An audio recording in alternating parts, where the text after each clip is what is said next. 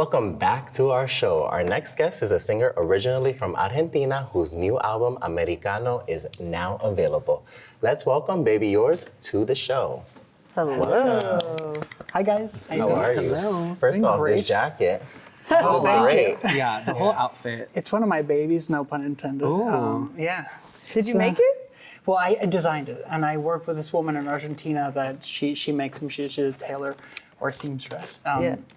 Yeah, and this is actually an outfit that I wore at a performance in New York. This was a barge party, actually. And then I never wore the outfit again. It's like I feel at once, so then I took it and we deconstructed it and remixed it. I was gonna ask, is this like a blend of different pieces?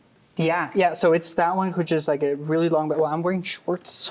Can't see it, but I used to be really long pants, and I used to wear these really high heels, so it really worked. But then I stopped. I mean, comfort is a lot more important now, I think. So share with the world a bit about your music, how you would classify yourself. God, so I feel like I really don't like to put things into boxes. I feel like then it becomes boring and kind of it dies off. So it's not country? It's not country, Okay. but I'm not opposed to doing country, for example. I love that. Feel like I mean, this look cowboy was hat. giving me CMA award. So it's a bit of everything. Actually, I did have a lot of country inspiration for this album because it's Americano. So it's like my experience here as a new American, for lack of a better term. I'm from Argentina, but when I came here, I feel like it was such a culture shock. But then I opened it. It was either I opened myself up and I let it, Embrace it. Yeah, I embraced it and I became part of it, and I felt like I was from here, or I had to leave. I mean, I feel like I didn't want to be a person from the outside forever. I wouldn't like to live like that. So anyway, country, I actually love country music. I love any type of music. I had a cumbia in the album, a lot of pop influences, a lot of rock. My last album had a lot of music from the Andes. I'm from Jujuy, which is a tiny town in the north of Argentina. What's it looks called? like a little boot. Jujuy. I love that. Jujuy. Nice. So it's like in a corner where it's Bolivia, Chile, and Argentina, and in that little corner, it's that place. Actually, somebody from production said that they were there, which is shocking to me because it's such a small place and an untapped gem. But being from such a, as you call it, a small place, how was that for you in developing your artistry when your artistry is, as you were explaining, it has so many influences?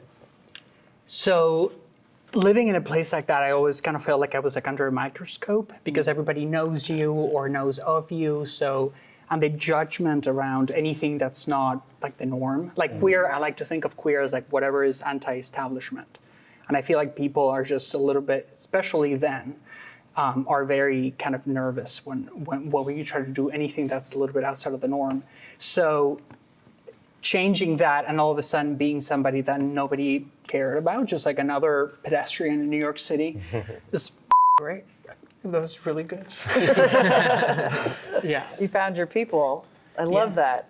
How long ago was that? Did you arrive? That was like 14 years ago. Oh, yeah. okay. I was in New York like 11 years, and then I'm 11, 12, and then I moved here to LA 3 How's the years. adjustment, coming from New York to being here?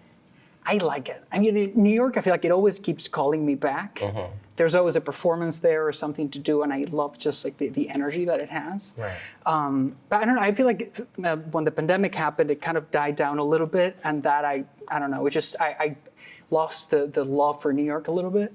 But then it was just so I left, and now whenever I come back, it's still there. I feel like it came back, and it just. So to answer your question, they both have great things about them. I just love the sun.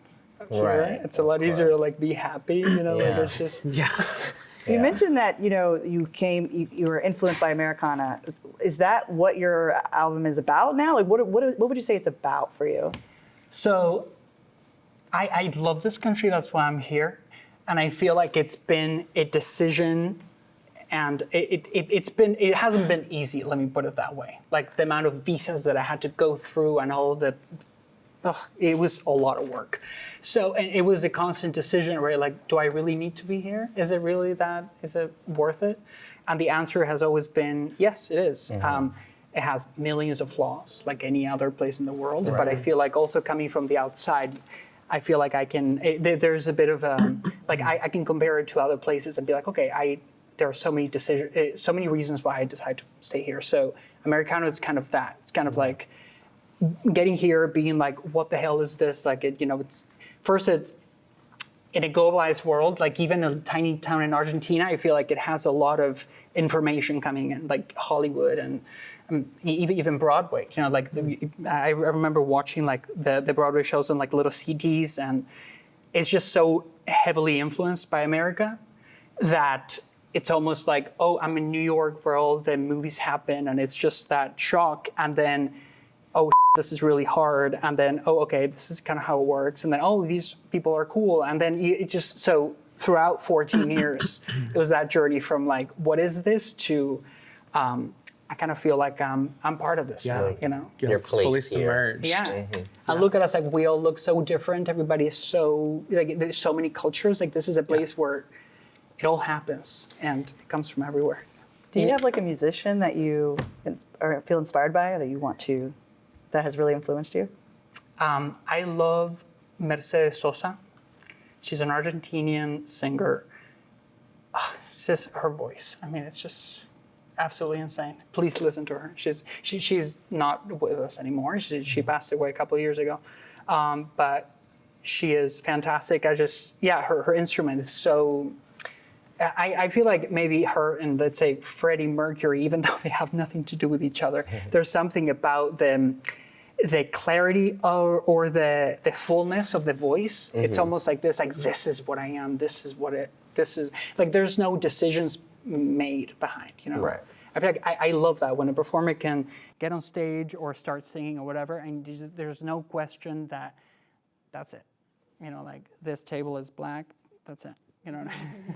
Before you came on, we've been discussing social media, which, as you know, has had a massive influence on the music industry, especially with people's attention spans getting smaller and smaller, and it's affected music and how music is made. Some artists complain about having to make music for TikTok now. Songs are much shorter now. How do you navigate that with your music? So I don't think children are qualified to determine what's good at all. And that's what's happening now. I feel like a bunch of children are determining what's popular, what gets to be at the center and front. And so what is it, like a bunch of 13-year-olds, mostly, right? Like, I don't know. I don't want to be a pessimist, but it kind of feels like it's kind of surreal and bleak that's the situation, that how songs become viral and like the machine behind it, but also even if there's no push from like an institution or whatever, even if it's just that those kids like it, how useful is that for culture? I don't know. I feel like the best artists for me are artists that make me a little bit uncomfortable, that maybe make me a little, I don't know, it's not perfect. It's not something that's supposed to be for everybody. Right, like a super polished product. Yeah.